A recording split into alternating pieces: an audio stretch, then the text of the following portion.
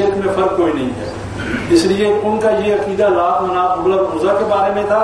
ہمارا یہ عقیدہ ہمارے ان بزرگوں کے بارے میں ہے جو فوت ہو چکے ہیں.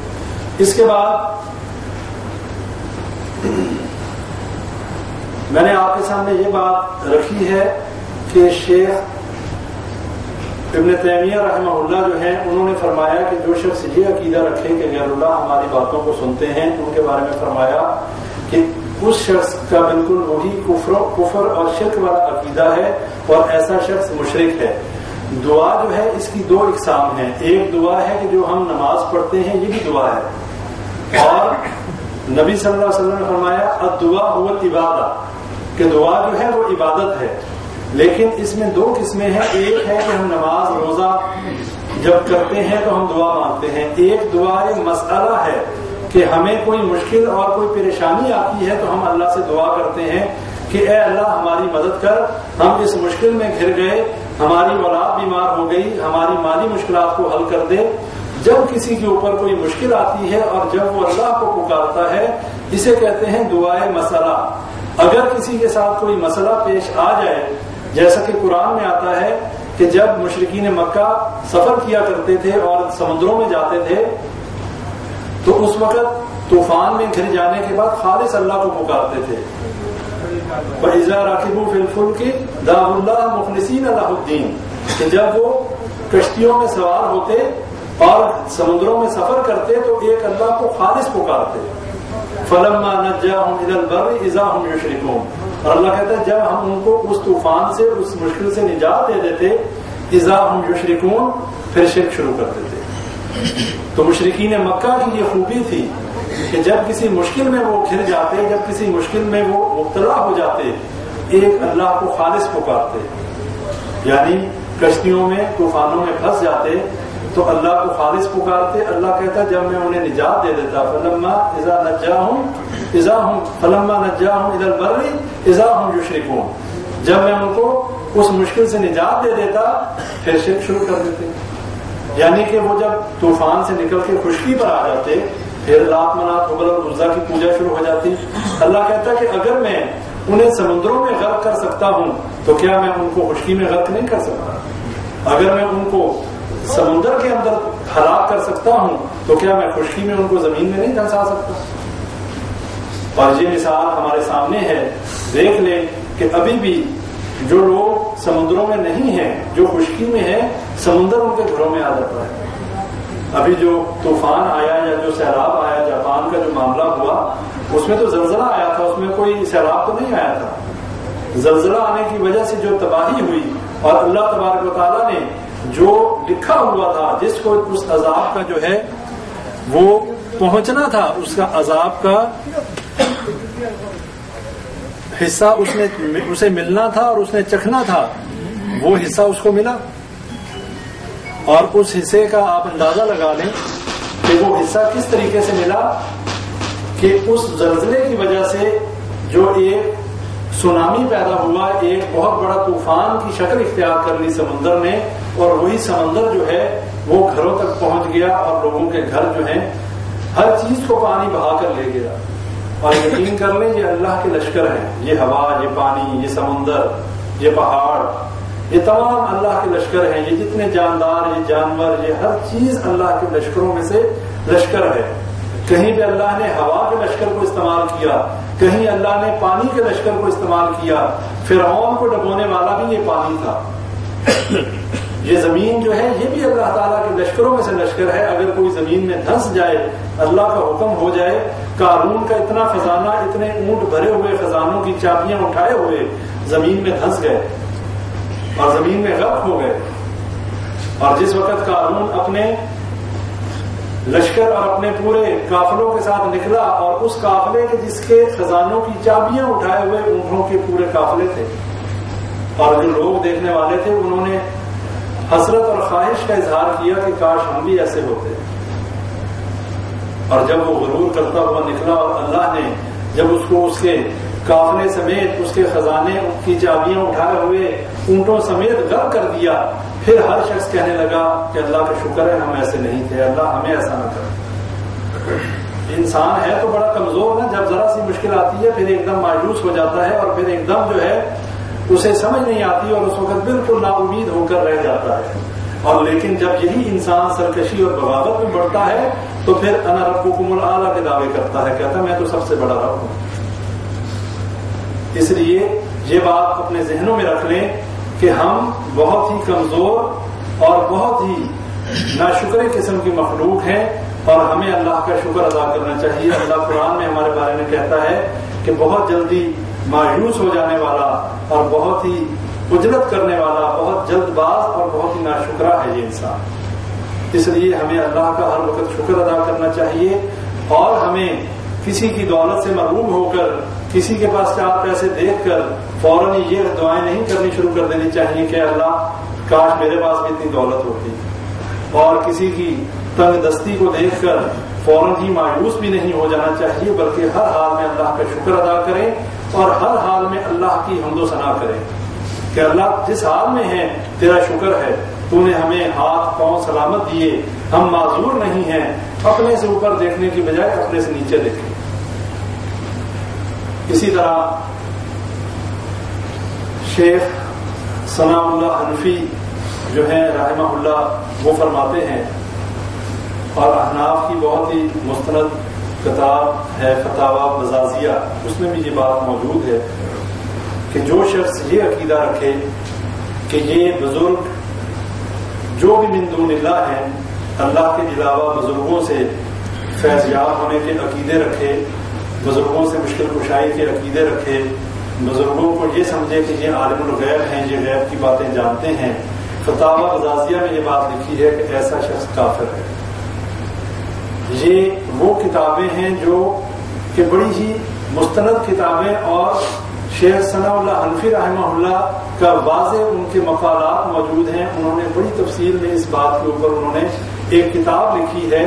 اس کتاب کا نام ہی یہ ہے کہ غیر اللہ یعنی بزرگوں سے یہ عقیدہ رکھنا ان کے مرنے کے بعد کہ یہ ہماری مشکل کشائی کرتے ہیں. زندگی میں تو انسان پھر بھی دعا کروا سکتا ہے، شرعی ہے، شریعت میں اس کی اجازت ہے کسی بزرگ سے کہنا کہ میرے لیے دعا کریں ان کی زندگی میں، لیکن مرنے کے بعد یہ عقیدہ رکھنا کہ وہ قبر میں زندہ ہیں یا وہ ہماری مشکل کشائی کر سکتے ہیں یا وہ ہمیں کچھ ہمیں فائدہ دے سکتے ہیں. شیخ ثناء اللہ حنفی رحمہ اللہ کے نزدیک بھی ایسا شخص جو ہے وہ مشرک اور کافر ہے، اور اس کے شرک میں ذرا بر بھی کوئی شک و شبہ نہیں. لہذا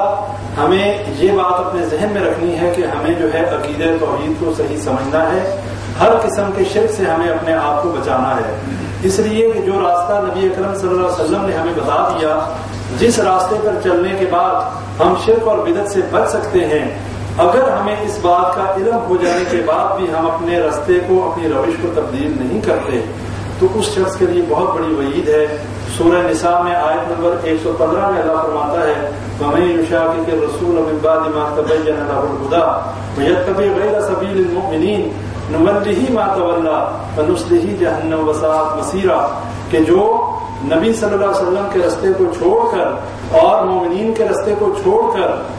صحیح راستے کو چھوڑ کر کسی اور راستے کی طرف جانے کی کوشش کرے گا یا کرتا ہے، اللہ تعالیٰ کہتا ہے ہم اسے اسی طرف جانے دیتے ہیں، ہم اسے روکتے نہیں، اسی راستے پر جانے دیتے ہیں، اور بالآخر اس کا ٹھکانہ جو ہے وہ جہنم ہے. اور فرمایا کہ بہت ہی برا ٹھکانہ ہے وہ، وَنُصْلِهِ جَهَنَّمَ وَسَاءَتْ مَصِيرًا، کہ بہت برا ٹھکانہ ہے وہ اور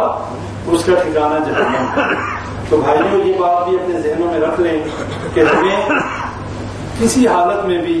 شرک جیسی بیماری میں ملوث نہیں ہوا، اور یہ بات ہمیں سمجھ آ جانی چاہیے کہ عقیدہ توحید کیا ہے، توحید ربوبیت کیا ہے، توحید الوہیت کیا ہے، توحید اسماء و صفات کیا ہے.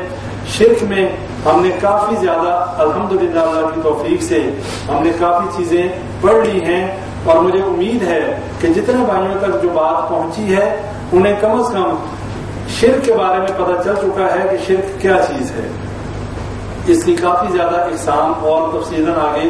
آئیں گی انشاءاللہ، وہ بھی ہم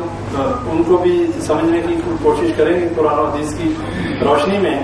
اور اس تغاضا کے اوپر بات ہو رہی تھی کہ ایک حدیث آپ بھائیوں کے سامنے رکھتا ہوں. نبی صلی اللہ علیہ وسلم کے دور میں ایک منافق جو ہے صحابہ کو بہت زیادہ تنگ کیا کرتا تھا،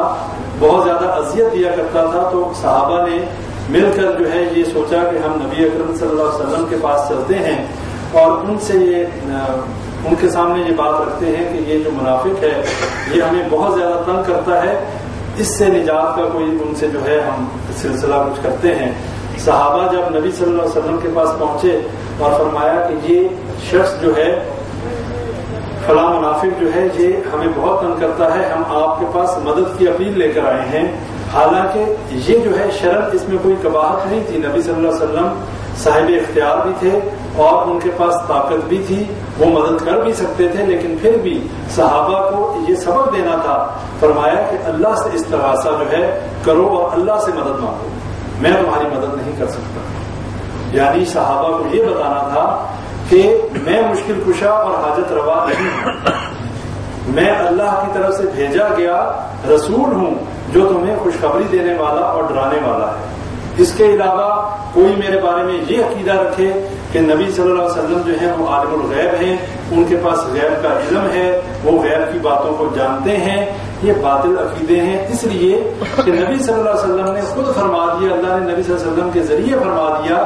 کہ میرے پاس غیب کی کوئی کنجیاں نہیں، نہ میرے پاس غیب کی باتیں ہیں۔ اگر میرے پاس علم غیب ہوتا تو میں اپنے لیے بہت ساری بھلائیاں اکٹھی کر لیتا اور مجھے کوئی بھی رنج اور تکلیف نہ آتی۔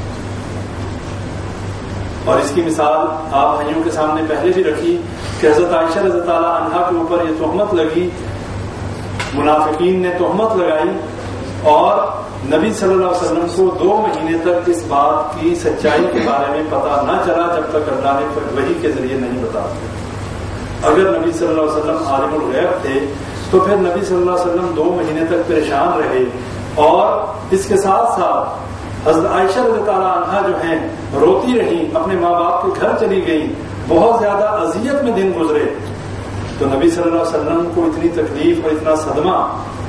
وہ کیوں اٹھاتے؟ پھر جب اللہ نے اعلان برات کیا سورہ نور کے اندر، تب جا کر یہ معاملہ کلیئر ہوا۔ ایک یہودیوں اور جو ہے وہ منافقوں کے گروہ نے آ کر نبی صلی اللہ علیہ وسلم سے کہا کہ ہمیں 70 جو ہیں وہ قرآ جو ہیں وہ دے دیں، ہم دین سیکھنا چاہتے ہیں، قرآن پڑھنا چاہتے ہیں۔ نبی صلی اللہ علیہ وسلم نے دے دیے، انہوں نے جا کر ان کو شہید کر دیا۔ اب نبی صلی اللہ علیہ وسلم اگر عالم الغیب تھے تو نبی صلی اللہ علیہ وسلم کو پہلے کیوں نہیں پتا چل گیا کہ میں اگر ان کو دوں گا تو یہ ان کو شہید کر دیں؟ یہ وہ تمام باتیں ہیں۔ اسی طرح غزوہ احد میں نبی صلی اللہ علیہ وسلم کے دندان مبارک کا شہید ہونا، ان کا گڑھے میں گرنا، ان کو تکلیف کا پہنچنا، یہ تمام وہ باتیں ہیں کہ یہ تمام چیزیں نبی صلی اللہ علیہ وسلم کو اس چیز کا علم نہیں تھا کہ میرے ساتھ یہ معاملہ ہوگا۔ اگر انہیں یہ علم پہلے سے ہوتا تو اس کی بچت کے لیے، اس سے بچنے کے لیے کوئی تدبیر کر لیتے۔ تو یہ بڑی واضح آیات قرآن میں موجود ہیں۔ تاریخ کے یہ واقعات ہمارے لیے اس بات میں سبق ہیں کہ نبی صلی اللہ علیہ وسلم کے پاس نہ تو علم غیب تھا اور نہ ہی نبی صلی اللہ علیہ وسلم کسی کی مشکل کشائی کر سکتے تھے۔ اللہ تعالیٰ جو وحی کے ذریعے علم نبی صلی اللہ علیہ وسلم کو دے دیتا تھا، اس کے ذریعے نبی صلی اللہ علیہ وسلم لوگوں کو بتا دیتے تھے، اور جب وحی نہیں آتی تھی نبی صلی اللہ علیہ وسلم بھی نہیں بتا پاتے تھے۔ سورہ کہف میں یہ پورا واقعہ موجود ہے جس میں مشرکین اور یہودیوں نے جب نبی صلی اللہ علیہ وسلم سے بیت المقدس کے بارے میں سوال کیا تو نبی صلی اللہ علیہ وسلم نے فرمایا کہ میں کل بتا دوں گا، اور انشاءاللہ کہنا بھول گئے۔ اللہ تعالیٰ نے چونکہ ہمارے لیے اس کو سبق بنانا تھا، اللہ تعالیٰ نے قرآن میں آیات نازل کر دی کہ جب بھی آپ کسی کام کا ارادہ کریں، کہیں کہ میں کروں گا تو انشاءاللہ لازمی کہا کریں۔ اور اس وحی کو آنے میں 40 دن لگ گئے، 40 دن تک وحی نہ آئی، اور مشرکین اور یہود جو ہیں نبی صلی اللہ علیہ وسلم کا مذاق اڑاتے رہے کہ آپ کو کہتے تھے کہ میرے پاس وحی آتی ہے، ہم نے آپ سے سوال کیا، اب ہمیں آپ اس کا جواب کیوں نہیں دیتے؟ معاذ اللہ، نبی صلی اللہ علیہ وسلم کا یہ عقیدہ تو نہیں تھا کہ میں اپنے پاس سے بتا دوں گا، ان کے ذہن میں بھی یہی بات تھی کہ اللہ فرشتے کو بھیجے گا، وحی کے ذریعے مجھے بتا دے گا اور میں لوگوں کو بتا دوں گا، لیکن بتانا ہمیں مقصود تھا۔ جو ہر کام کرنے سے پہلے نہ تو کبھی انشاءاللہ کہتے ہیں، نہ کبھی اللہ کی مرضی کو شامل کرتے ہیں، ہم ہمیشہ جب بھی بات ہوتی ہے ہاں جی میں کل یہ کروں گا،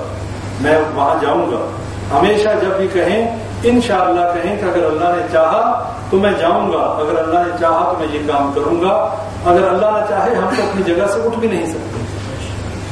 تو یہ عقیدے کی باتیں ہیں، یہ چھوٹی چھوٹی باتیں ہمیں ہمارا عقیدہ توحید سمجھاتی ہیں، اور یہ باتیں قرآن میں ہمارے لیے اس میں سبق ہے کہ نبی صلی اللہ علیہ وسلم سے زیادہ برگزیدہ ہستی کوئی نہیں، امام الانبیاء خاتم النبیین اور تمام نبیوں کے سردار ہونے کے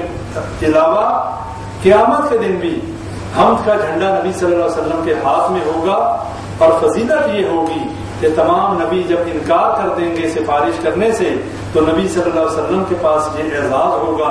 کہ وہ سفارش کریں گے اور نبی صلی اللہ علیہ وسلم کی شفاعت قبول کی جائے گی۔ لیکن اللہ نے اپنی توحید میں، اپنی جو ہے ربوبیت اور الوہیت میں کسی نبی کو کوئی اختیار نہیں دیا۔ اللہ خالق ہے، باقی سب مخلوق ہے۔ رہی بات نبی اکرم صلی اللہ علیہ وسلم کے مرتبہ اور منزلت کی، تو ان جیسی مخلوق میں کوئی ہستی نہیں،